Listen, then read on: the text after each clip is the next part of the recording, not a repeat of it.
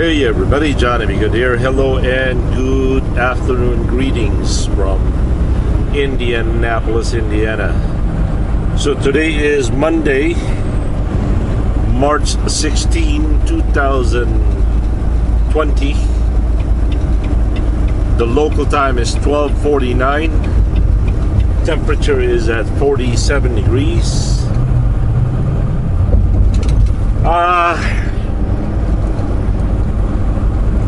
You know that feeling you have when it's a holiday and everything is closed, you know? Maybe the school got canceled, certain event got canceled,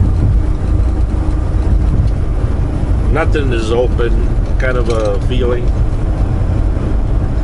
That's what I'm feeling right now, as if the world shut down and everybody stayed home. The same feeling when you have like a minus 50 degree blizzard without the cold. Seems like nothing is functioning, you know. Now here it's 12:50 p.m. and I know that this traffic should be a lot more. It should be a lot more than usual. But look how quiet the road is. It's so eerie.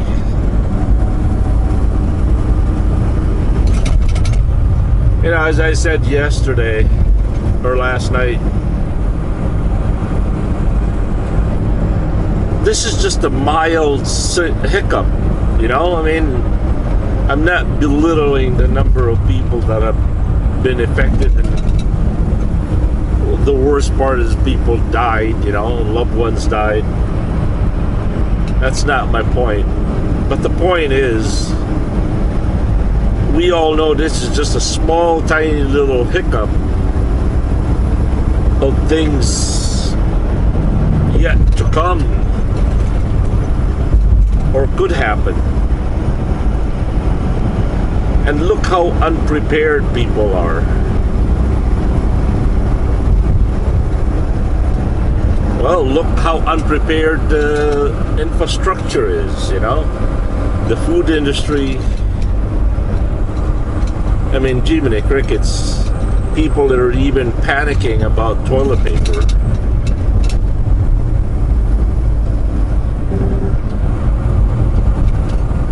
What if the real thing really hit? We as a country are not prepared for this. And I highly urge every American and every politicians out there, man, you guys got to do something. This can't happen again like this. I mean, I'm not talking about an outbreak that can't happen. I mean, sometimes that's beyond our control. Calamities are always beyond our control, right? But what we should do and what we can control is how we handle things.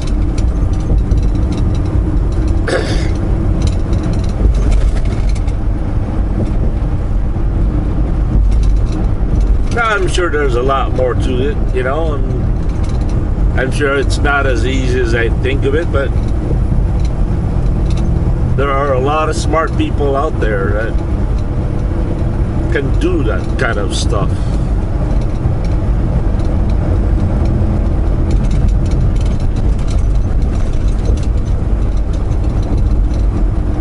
It sickens to my stomach where we are so dependent on one country or other countries for our supplies. That stuff should be locally made, you know. Hey, there's no reason why we can't make our own toilet paper in this country. That's just crazy.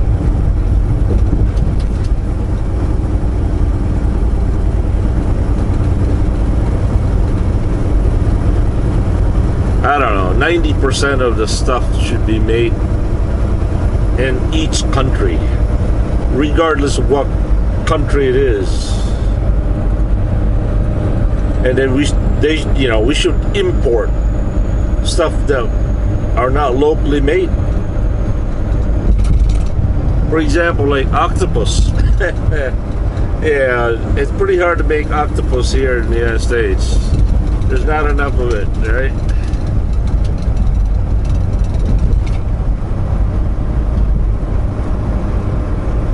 The vast resources, natural resources of this country,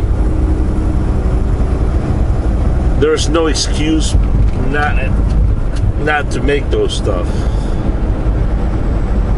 Now you might find this funny, but when I was living in the Philippines as a younger boy, or kid, there was this feeling that if it was good in America, it was made in America, man, it was the best. It really was. In the early 80s, if you were smoking a cigarette that had a blue label on the top, a blue seal, that means it was made in the United States. And if you were smoking that, you were king, man. You were it. I remember back then, man, there were a lot of smuggling going on U.S. made cigarettes.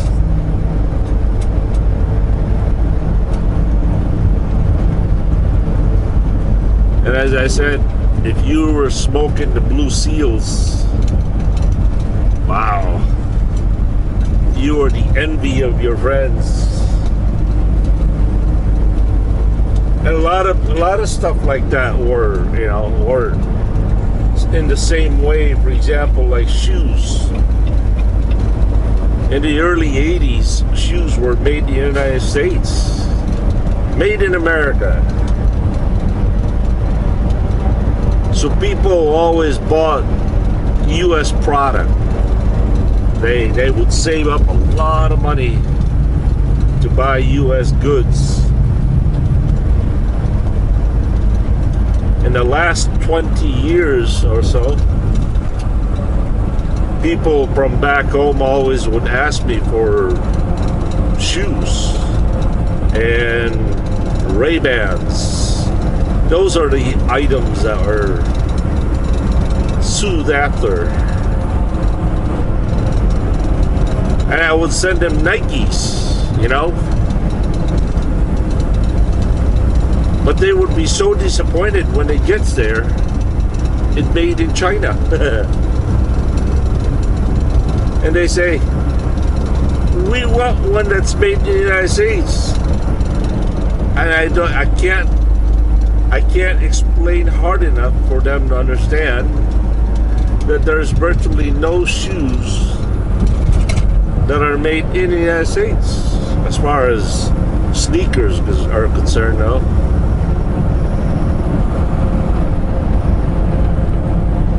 They find it very hard to understand that.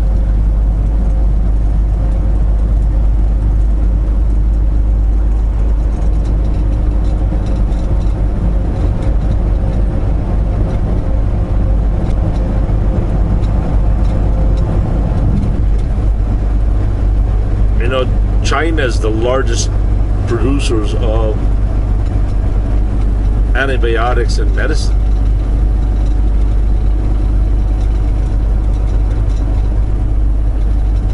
And when President Trump was negotiating all that tariff and bills and taxes, from what I heard, China used the medicine as a leverage and say, hey, if you raise this tariff and this and that, we're not going to give you your medicine. They literally used the medicine as a hostage. That would have been a wake-up call,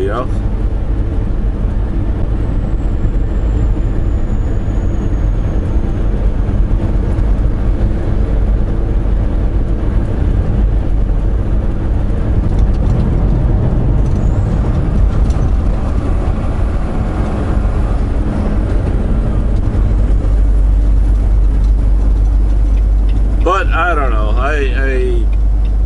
I'm not a very hopeful person. When it comes to human behavior, I always think the worst.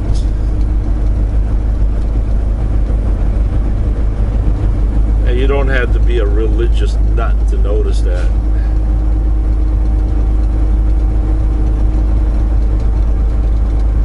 Give man a chance to be depraved, and it's a bottomless pit of the things that man will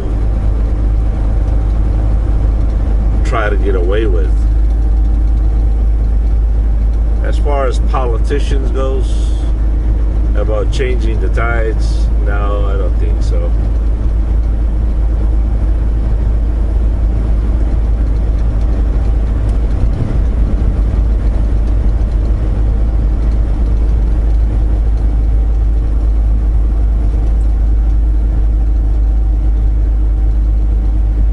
I don't know why, but this has crossed my mind last night.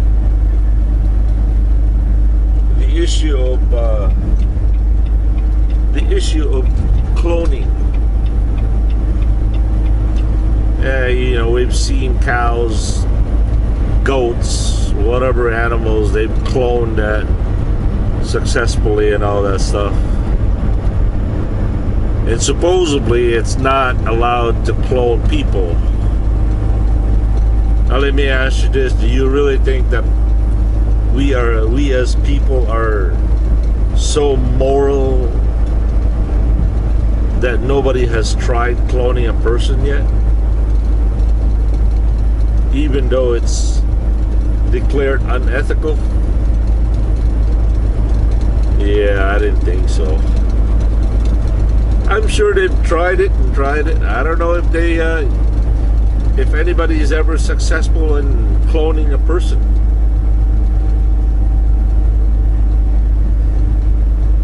But the point I really want to bring home is this. For those of you who believe in souls,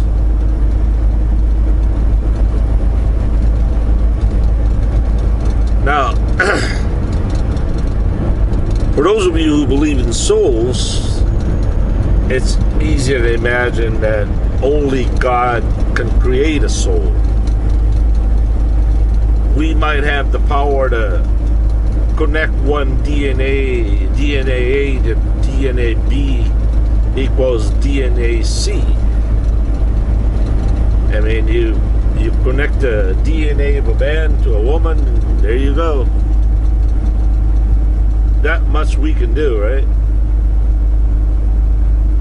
But we can't create a soul. So what happens then if somebody was cloned?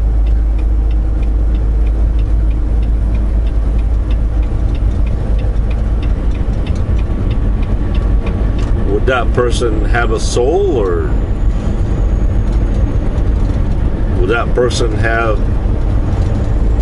even be, I don't know, if it did have the same soul as the other one, since it's the word clone,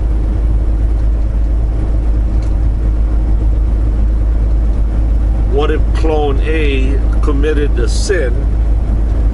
Is clone B guilty of that sin? I don't know if you guys ever pondered that question.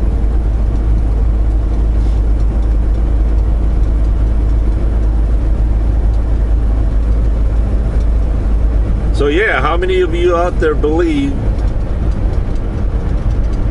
that somebody already have tried cloning? And do you believe that there are cloned people walking around among us?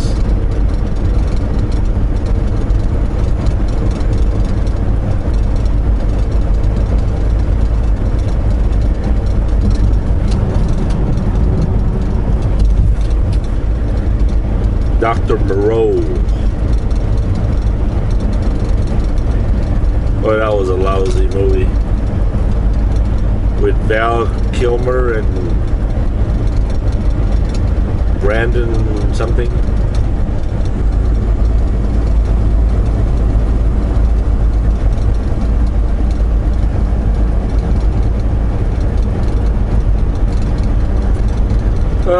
else is going on today?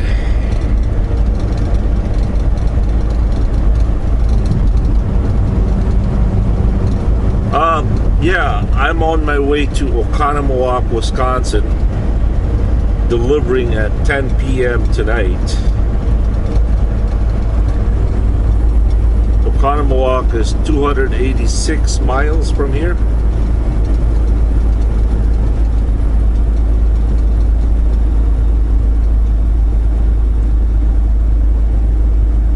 So, again, what could I possibly be wanting to buy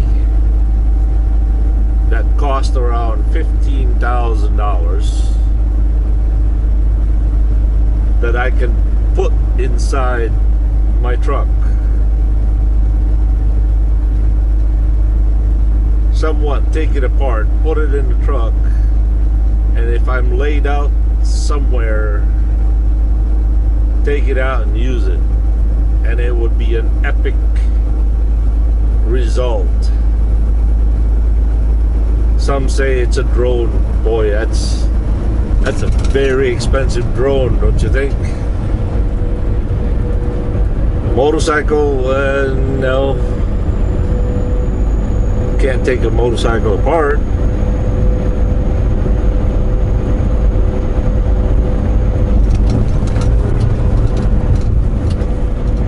As I said, if you guys want to find out, just like Obamacare,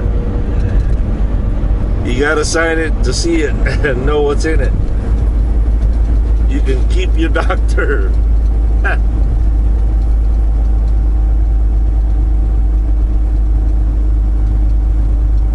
By the way, I salute Nancy Pelosi for that.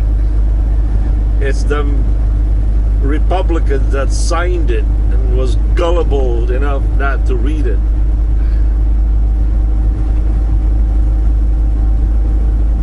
Oh man, that was a fast one.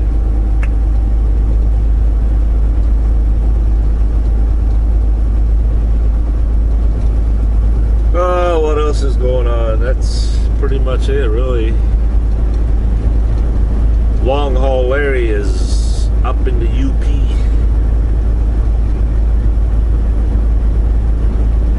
He went out and cleaned out his brother's cabin, rented cabin.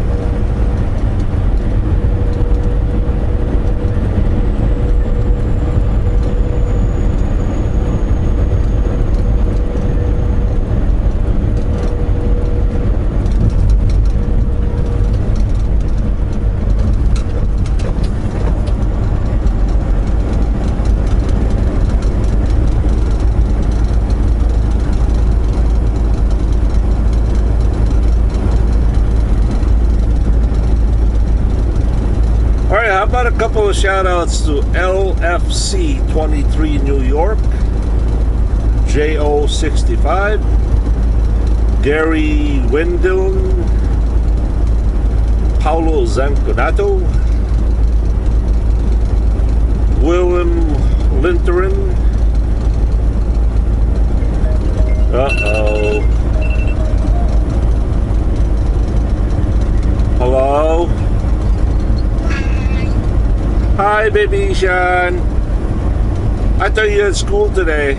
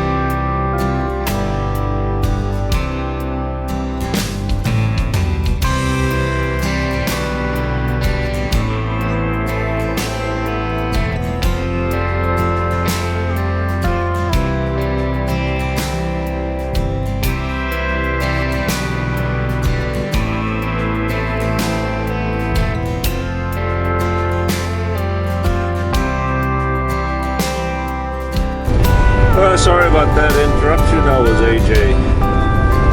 Alright, Jonathan P. Barry Humphrey. Wing Rider. Oh, that's a gold wing rider at that. Linda Minich. Barry Humphrey. Ronnie Battle Sr. Oh, Beatty. Edward Martinez, Emil Sorensen, Richard Muser, Melody, Stuart Roland, and many more out there.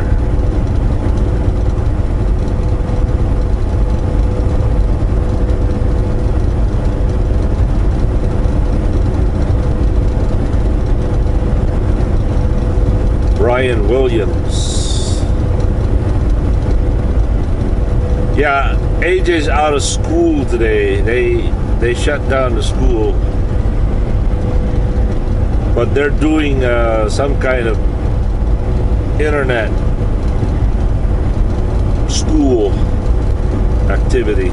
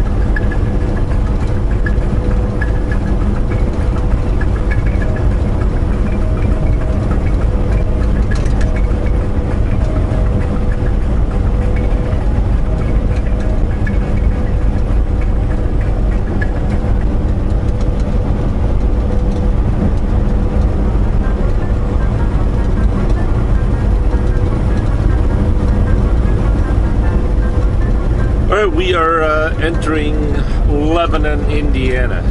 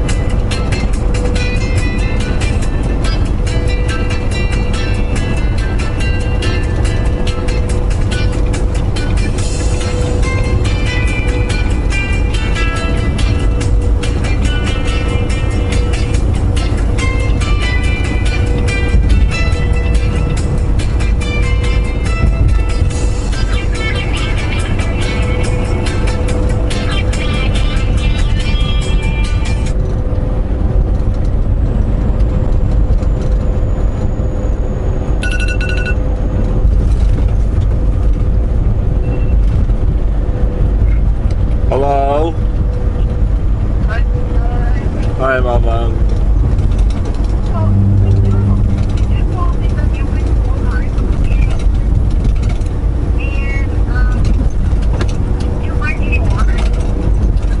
Huh?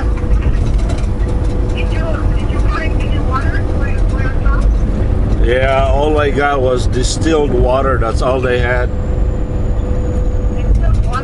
Yep. That's all they had was distilled water and then some Fiji water. The distilled water was on a gallon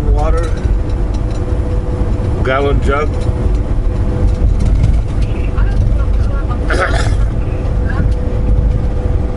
Ay, wala akong mag-headset. Are you ready to go to work na?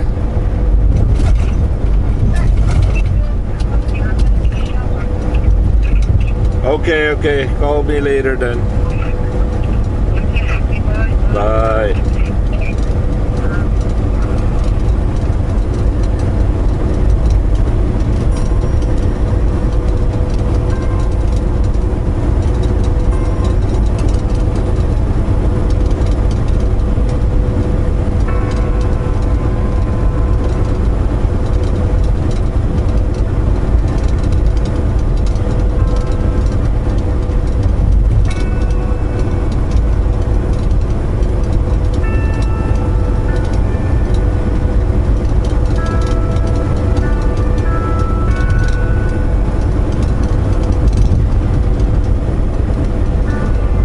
Well, we'll catch you guys later. Thanks for watching, everyone.